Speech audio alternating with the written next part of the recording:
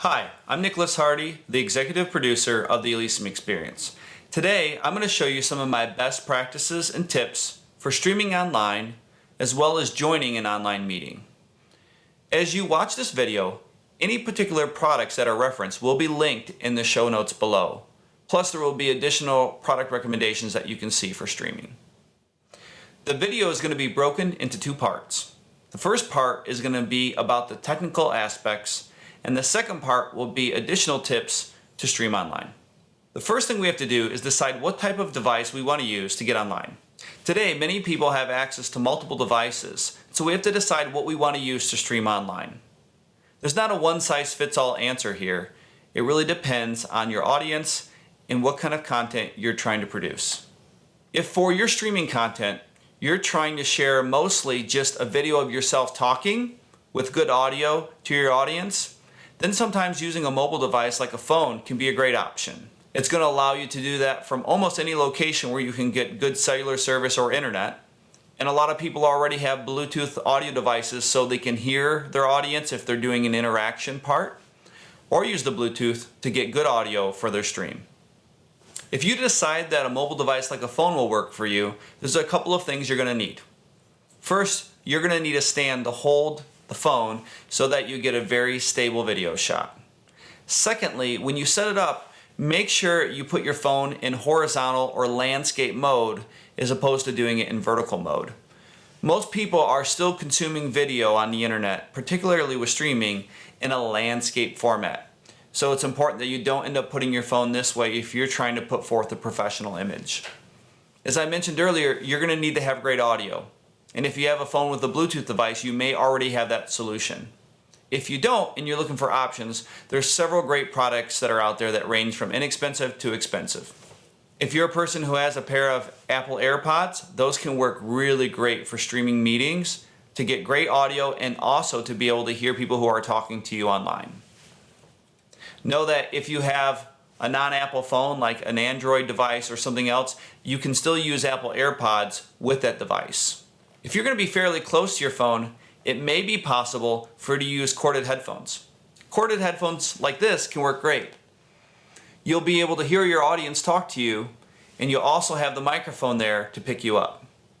When you speak into the microphone, it's good to let this hang naturally. You get a good amount of distance so you sound clear to the microphone. You want to avoid holding the microphone too close like this. It can cause muddiness and too much loud and actually a bit of distortion in the sound.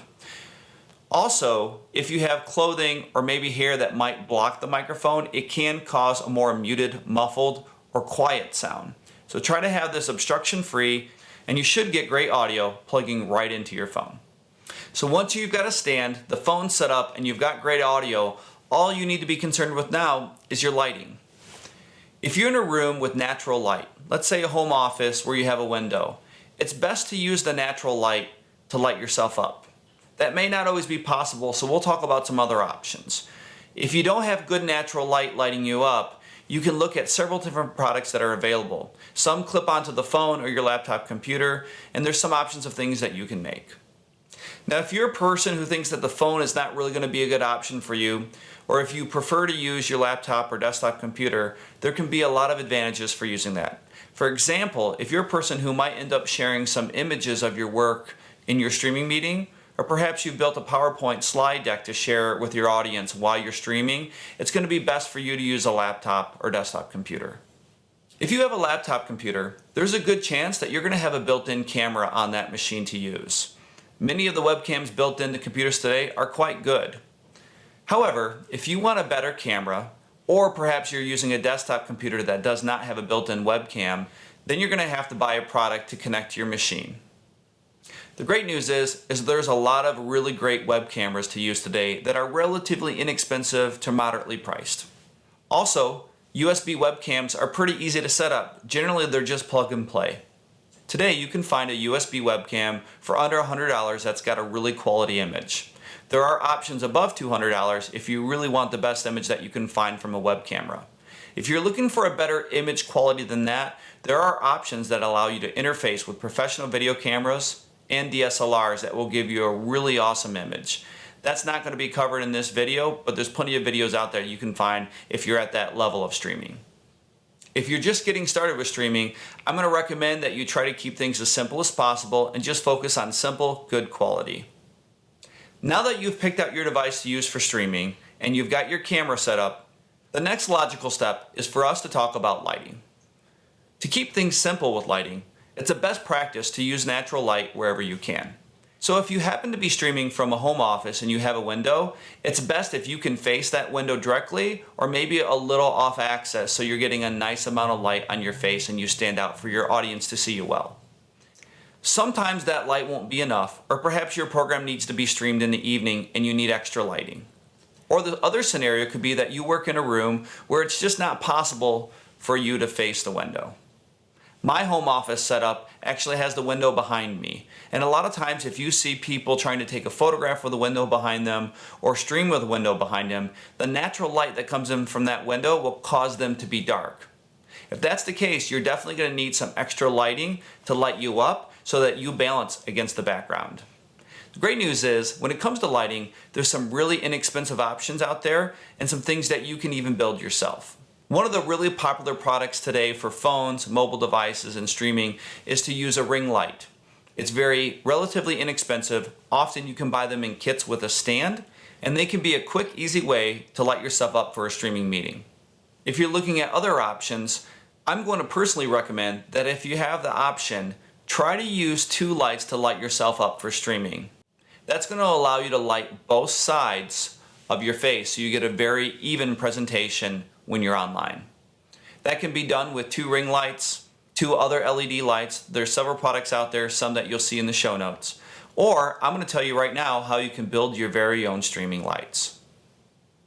All you need to do to build these lights is you're going to go to a home improvement store. You can find a light like this. It's called a clamp light. You'll find these for about $10. You'll need to purchase 2 of these and 2 daylight bulbs to put into the light. Lastly, what you're going to do is take paper, just white plain paper, and you're going to cover the face of the lamp to make it what's called a softbox. And then you can just cut out the perimeter of the extra piece of paper that you don't need, and you can tape it to the light. You may need a couple of small extension cords, and you'll need a way to clamp them to wherever you're streaming. It may be feasible for you to clamp them to your monitor or something else on your desk. There are options for stands that you can use, or you could actually build your own stand by using a little bit of pipe to your desk. If you choose to go this route, these lights will only cost you a total of about $30 to build yourself. If you're a person who's not too handy and would rather buy a product, there's several products out there on websites like B&H and Amazon. Additionally, know that the product doesn't have to be exactly designed for webcam streaming or video. If you look at my workstation behind me, what you'll see is that there's a couple of the DIY lamps that I built, but there's also a couple of desk lamps. These are products I purchased from Amazon just for lighting up my desk. And when I was doing streaming in the evening, when there wasn't a lot of natural light in the room, they worked great for lighting me up. When I had to stream during the daytime and I had a window open behind me, they weren't bright enough, so that's where building my own lights helped me to fill out and really get a great image online.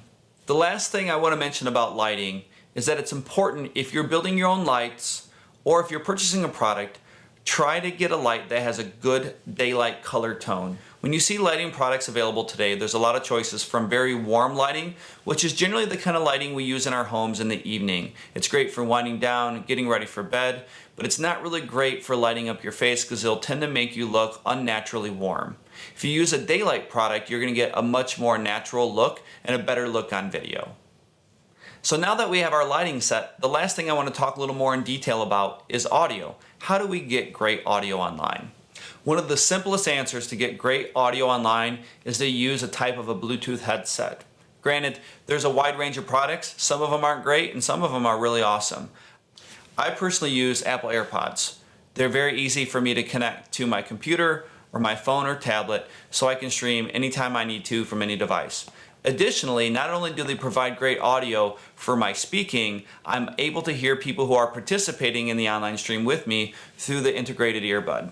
Another advantage about using a Bluetooth headphone with a microphone or another type of Bluetooth microphone is that if for some reason you have to move away from the camera to showcase a product that may be in your home office, in which case you're going to be a little bit further away from the camera, the great thing about the Bluetooth products is that no matter where you are, that Bluetooth product that's maybe in your ear or clipped to your shirt is going to give the same great audio no matter where you are in the room.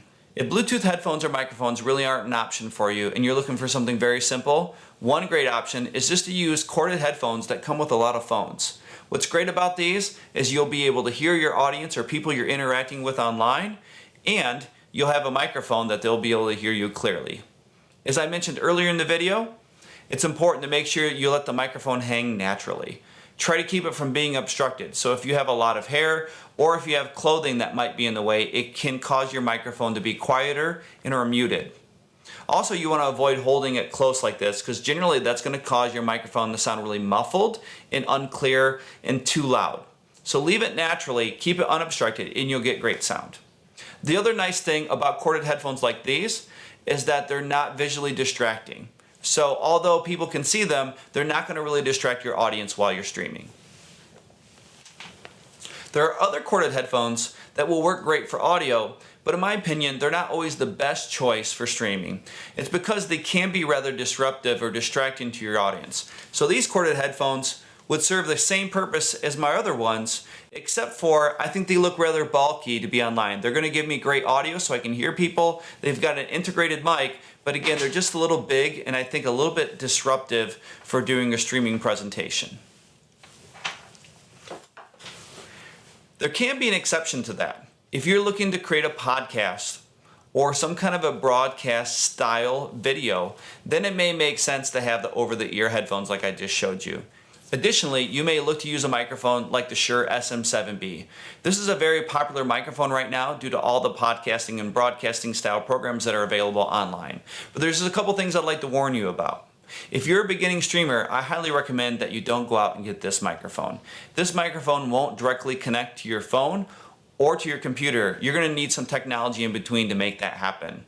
You're going to need an audio interface to convert the audio signal from this microphone to go to your computer. Additionally, this microphone actually needs a lot of gain. That means a lot of volume or essentially a lot of push to its signal to drive it to make sure that your audio is clear. And so to get that level of an audio preamp, you need some extra equipment or a really expensive audio interface. Lastly, this microphone is also made to be used close. That means it's going to be very close to your mouth as opposed to the microphone that I showed you with the corded headphones. When the microphone's very close to your mouth, it can also be distracting for your audience who's trying to see your face and see you talk. This is why, for most people, I don't recommend this style of microphone. Now, if you have the option and you want to invest a little bit more in your audio setup, one option for you to consider is a shotgun microphone. It's personally the type of microphone I use in my home office streaming setup. It allows me to pick up great audio at a little bit more of a distance, so that way I can stream with people online and my microphone is not visible in the shot, but I'm still getting really clear audio. The shotgun mics, what they do is they eliminate sound that's at the periphery and they really focus on what's at the end and where they're pointed. But you have to be careful because if you move around a lot, you can lose your clear audio because those microphones reject stuff that's not directly in front of them. They're also advantageous if you're a person who wants to use speakers instead of headphones when you're streaming. This is necessary if you're interacting with people, for example, in a Zoom meeting, or if you have some other kind of streaming platform where you're interacting with an audience. You're going to need to be able to hear them speak. And if that's the case and you want to use speakers, you do have to be careful that your microphone doesn't pick up your speakers because it can cause unwanted feedback. Shotgun microphones are great for this because they're going to reject the sound at the sides and they're going to keep just the sound on where you're pointed, which should be your mouth. If all of that sounds complicated, that's why I'm going to recommend sticking with corded headphones or Bluetooth headphones like the Apple AirPods. They'll be super simple and give you a great audio solution very quickly. Now that we've covered the technical essentials, there's just a few more things I want to share with you. Before you stream online, I'm going to recommend that you check your internet speed. There's several free websites and apps that you can use to do this. What you want to look for and pay attention to is the download speed and the upload speed of your internet connection. When you do streaming online and you're interacting with people, you're generally using both of those significantly. You're downloading the video that's coming from the audience that's interacting with you, as well as you're uploading your video to the internet in real time. So it needs to be fairly fast. It is common for a lot of homes in Metro Detroit to have the option of a 50 megabit per second download speed and a 10 megabit per second upload speed. That was my home internet connection that I used for most of my streaming a couple of months ago. A 50 megabit per second download and 10 megabit per second upload is a very good internet connection for use for streaming. When you test your internet, you will notice that sometimes the speeds fluctuate, and that's okay. What you want to check and see what your minimum speed tends to be on both the download and upload. You can also look at the software that you're using. So for example, if you are using Zoom, you can go to Zoom's website or you can search in Google for the minimum speed you need on the internet to access and use Zoom. Know that when you're streaming, your internet speed needs can vary quite a bit depending on what kind of streaming you're doing. For most people, if you just need to get onto a Zoom meeting or a one-on-one video interaction or stream to Facebook, you're not going to need much more than the speeds we've already talked about. So you have a frame of reference when checking your internet speeds. Know that right now, Zoom currently requires 2 megabits per second for upload speed in order to appropriately upload your video. It also requires 2 megabits per second of download speed if you're just using Zoom with a single screen. If you're using 2 screens, it requires an additional 2 megabits per second. So it would require 4 megabits per second down and 2 megabits per second up. For many people who have a good internet connection, you're going to have speeds that are far faster than this, but you do need to make sure you check before you get online to see if you're having any problems in your area, or if you're using a cell phone for this purpose, it's good to check your phone to make sure you have enough speed for what you're trying to do. Another consideration to keep in mind is that when streaming, if you would like to share images of your product or service, or perhaps you've built a PowerPoint slide deck to share during your presentation, it's really advantageous to have 2 monitors when you are streaming. You can buy an inexpensive second monitor from local technology stores or online for under $100. That's going to allow you to have your presentation slides or images be on one monitor and share that screen, while the other monitor you're able to monitor yourself, see your image, and interact in any other way with your streaming software.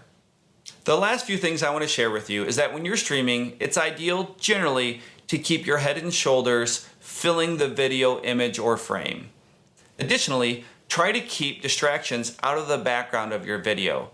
Common distractions can be a TV playing in the background where people can see the light moving or changing, or perhaps a ceiling fan that's spinning. All those things can distract your audience when they see something moving in the background. Another best practice is to do your very best to look into the camera or lens. This is going to give your audience the appearance that you're looking right at them. It conveys confidence and will help to keep your audience engaged throughout your program. And the very last tip I'd like to share is to make sure you practice. Practice doesn't necessarily make perfect, but it does make you a lot better and will make you a lot more comfortable. If you use these tips effectively, I'm confident you'll be able to put on a great program for your next streaming event or online meeting. Remember that in the show notes we have links to recommended products and options. Thank you for taking time to watch this video. Please share with friends and family. Also like, comment, and subscribe. If you have any questions, you can email us directly at elysium@elysiumexp.com. That link is of course in the notes below. Thank you for tuning in.